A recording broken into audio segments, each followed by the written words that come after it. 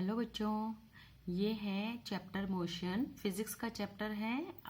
ICSE board का 7th standard का है, लेकिन सीबीएसई बोर्ड 6, 7, 8 सबके लिए यूज़फुल है। ठीक है, बहुत इंपॉर्टेंट चैप्टर है। अगर बेसिक से हम सीखते हैं तो आगे हमको इजी रहता है समझना।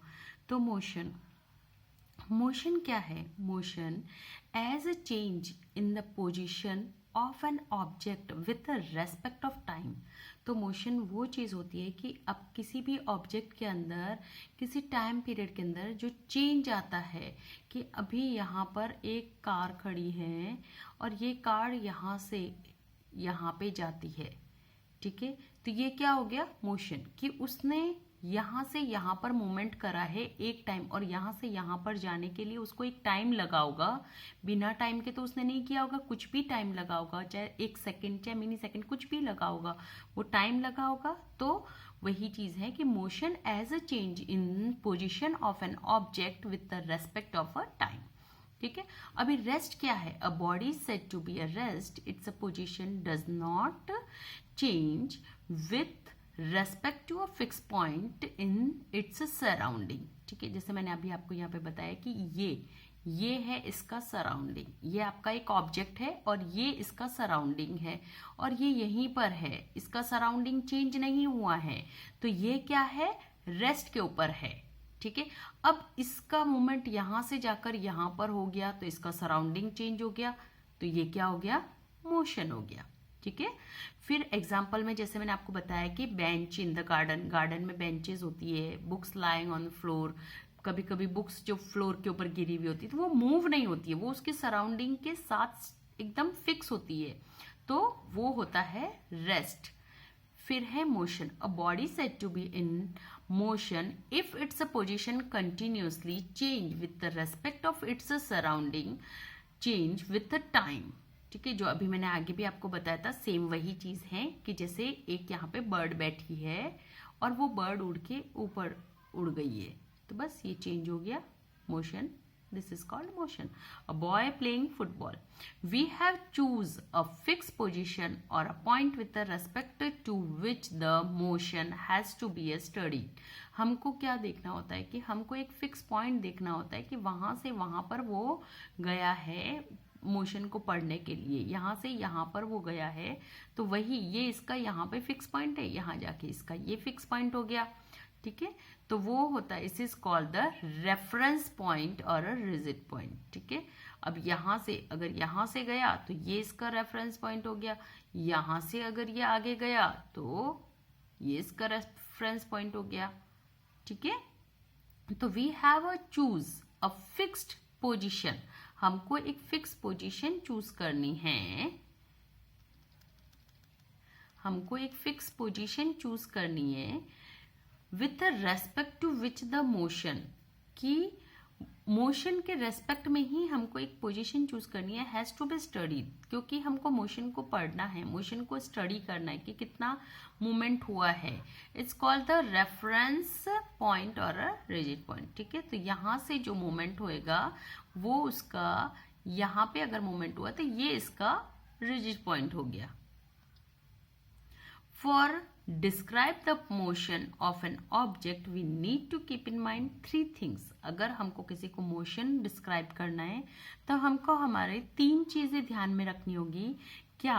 पहला कि distance of a body from reference point, की जो मैंने आपको बताया था पीछे कि यहां से यहां तक, तो ये डिस्टेंस कितना है बीच का, ये बॉडी है और ये बॉडी यहां से यहां तक गई है, तो कितना डिस्टेंस उसने कवर किया है।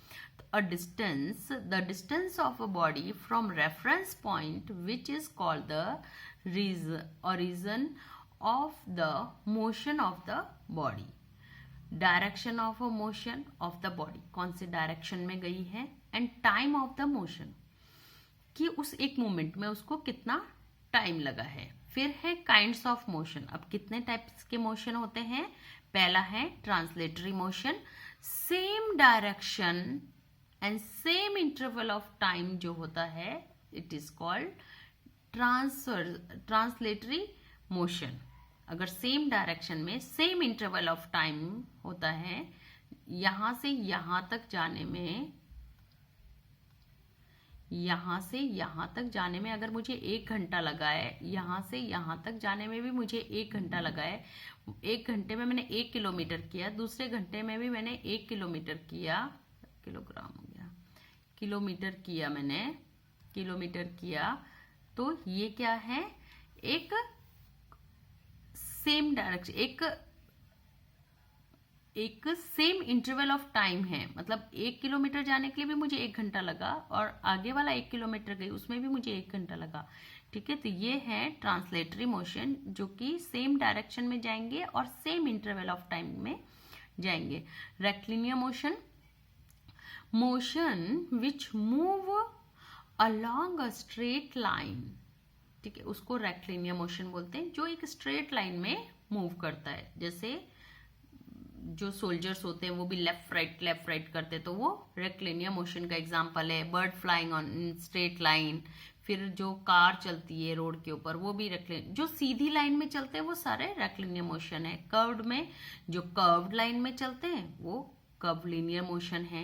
If it's move along the curved path, example जैसे अगर आपने स्टोन फेंका तो वो घूम के वापस, मतलब ऐसे अगर आप यहाँ से स्टोन फेंकते हो तो यहाँ से घूम के यहाँ पे आएगा, यहाँ पे आप खड़े हो, यहाँ पे आपने स्टोन फेंका तो ऐसे, तो ये राउंड पाथ हो गया। ऐसा थोड़ी है स्टोन एकदम स्ट्रेट जाएगा, तो ये क्या हो गया, कर्वलिनियर मोशन हो गया। फिर एथलेट जो वो जेवलिन डालता है, भाला फेंकता है, वो भी उसी का एग्जाम्पल है। बास्केटबॉल प्लेयर जो बास्केट डालता है वो भी उसी का एग्जाम्पल है।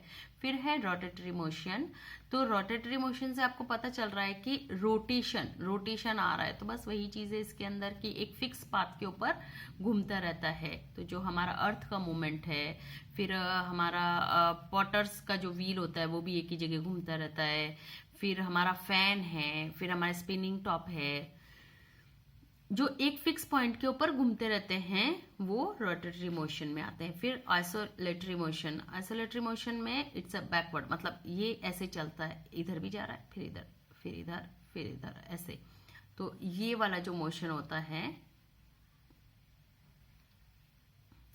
ये वाला जो मोशन होता है वो आइसोलेटरी मोशन होता है। जैसे सिंपल पेंडुलम आ गया, जो फोर्थ, बैक मतलब पीछे, फोर्थ मतलब आगे की तरफ मोशन होता है, ऐसे आगे पीछे ऐसे जो मोशन होता है ना, जैसे कुछ झूले भी होते हैं, तो वो ऑसिलेटरी मोशन के अंदर आते हैं।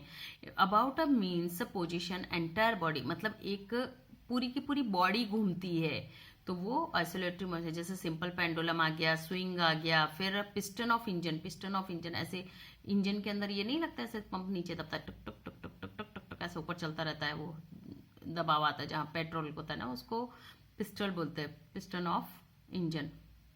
हर एक जो बाइक्स वगैरह होती है ना उसके अंदर होता है, ये बसेस वगैरह उनके अंदर, तो वो ऊपर नीचे ऐसे होता रहता है, तो वो आइसोलेटरी मोशन का एग्जाम्पल है।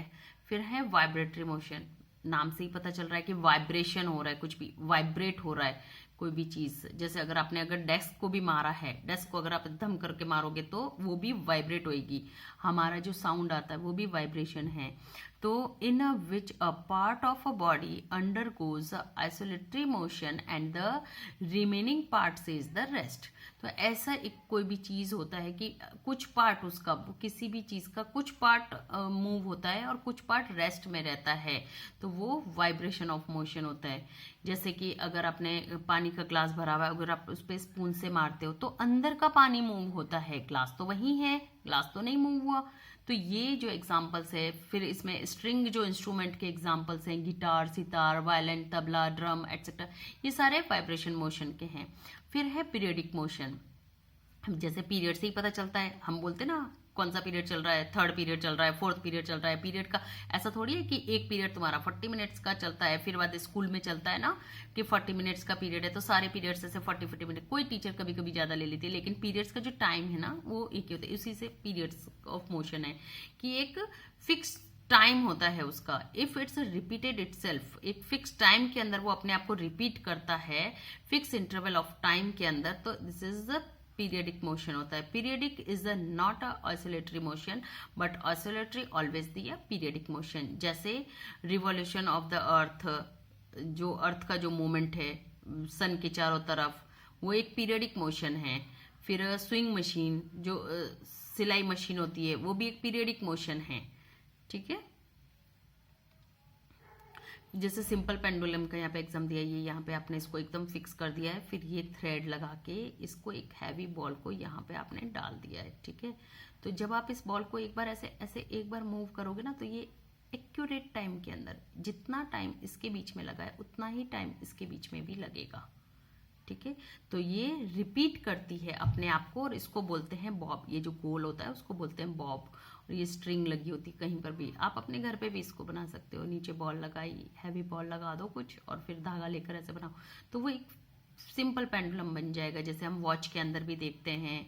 तो ये सब क्या हो गया, ये पीरियडिक एग्जाम्पल हो गए। नॉन पीरियडिक वही होता है जो कि अपने आप को रिपीट करता है, लेकिन रेगुलर इंटरवल ऑफ टाइम के अंदर नहीं करता है, कभी ज्यादा कभी कम ऐसे।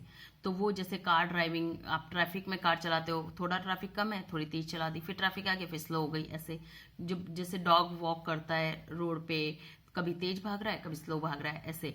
Play a song on keyboard, जैसे आप कीबोर्ड के ऊपर गाना सॉन्ग करते हो, तो कोई वाला तो की आप ज्यादा दबाते हो, कोई कम दबाते हो।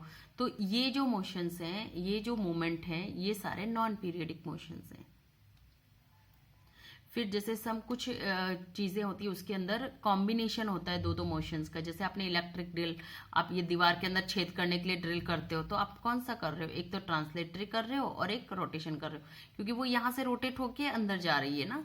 तो फिर है मूविंग कार, मूविंग कार में कार तो ट्रांसलेटरी हो गया कि वो तो अपना पोजीशन चेंज कर रही है, लेकिन व्हील क्या कर रहा है, व्हील तो गोल गोल घूम रहा है, तो वो रोटेटरी मोशन हो गया।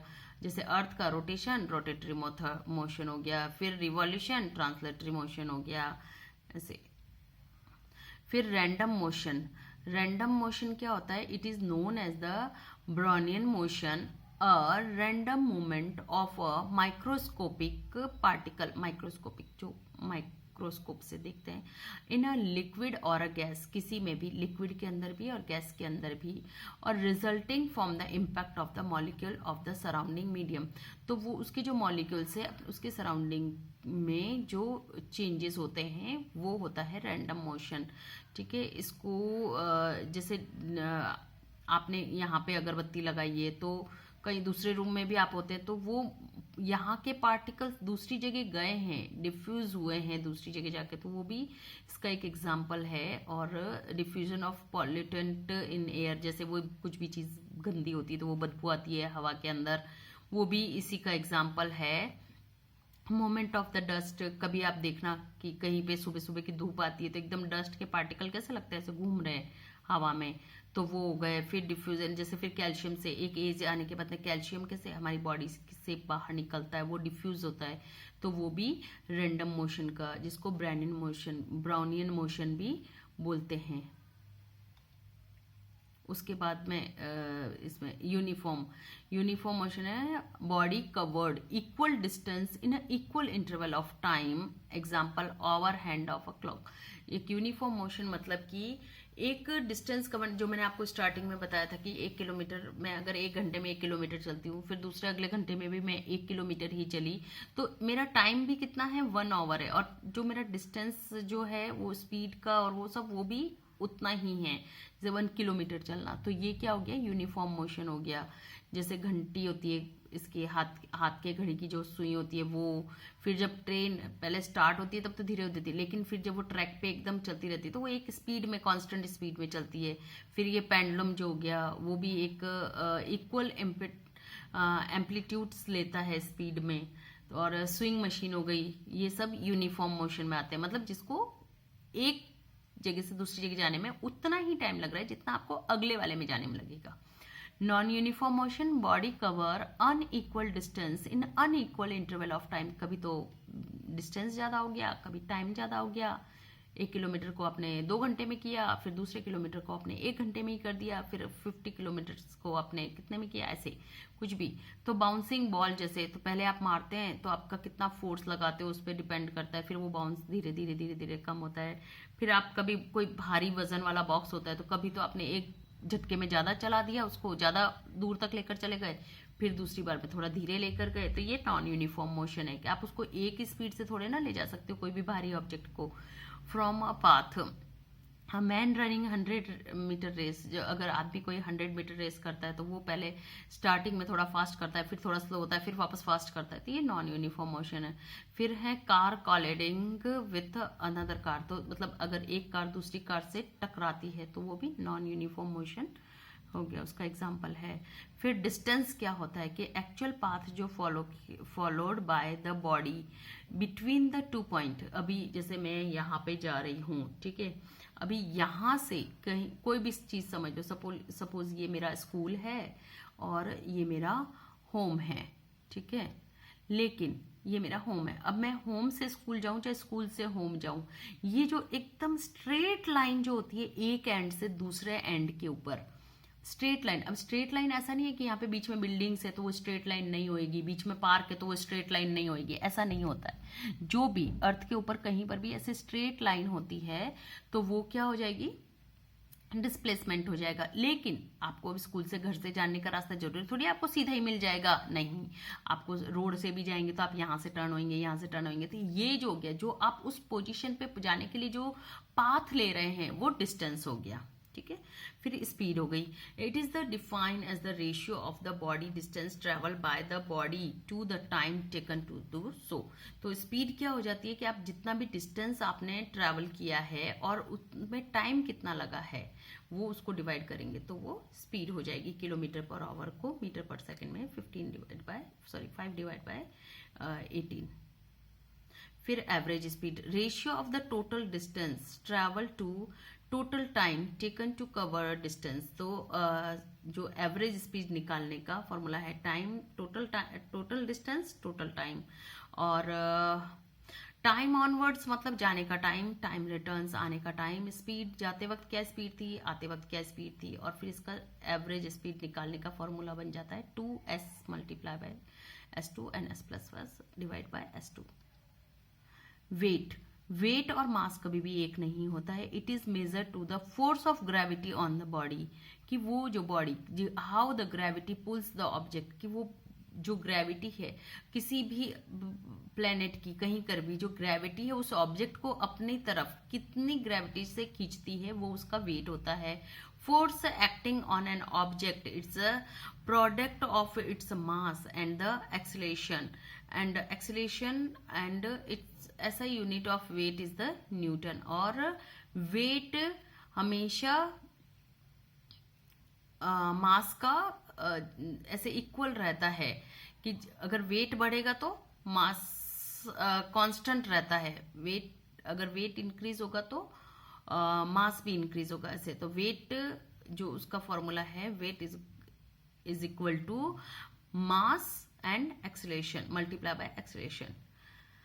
फिर mass, amount of matter present in an object. हाँ, तो अभी जैसे किसी भी बॉडी का मास मतलब उसके अंदर का जो होता है, अंदर का जो अमाउंट होता है उसको मास बोलते हैं, और मास का ऐसा यूनिट है किलोग्राम, ठीक है। तो आप वेट नहीं बोल सकते उसको कि उसका वेट 8 kg है, नहीं, उसका मास 8 kg है। और वो जो अर्थ के ऊपर, अगर अर्थ के ऊपर तो ग्रेविटी ज्यादा होती है तो अर्थ के ऊपर तो किलोग्राम ज्यादा हो जाएगा। अगर वही आप उस पे जाओगे तो आपका वेट कम हो जाएगा, लेकिन आपका बॉडी मास थोड़े ना चेंज होगा। अगर आप अर्थ के ऊपर खड़े हो तो आपका जो बॉडी मास रहेगा वही मून के ऊपर जाने पर भी वही बॉडी मास रहेगा, लेकिन आपका वेट चेंज हो जाएगा, ठीक है। तो वेट किसके ऊपर डिपेंड करता है कि जो ग्रेविटी है, जो आपको ग्रेविटी इस ऑब्जेक्ट को पुल करती है वो उसके ऊपर वेट डिपेंड करता है। और मास मतलब उसके अंदर कितना अमाउंट मैटर है वो उसके ऊपर डिपेंड करता है, ठीक है। लेकिन अगर हम कोई भी फोर्स लगाते हैं तो वो मास को चेंज नहीं कर सकता है, ठीक है। चलो, आई होप आपको ये चैप्टर समझ में आ गया होगा।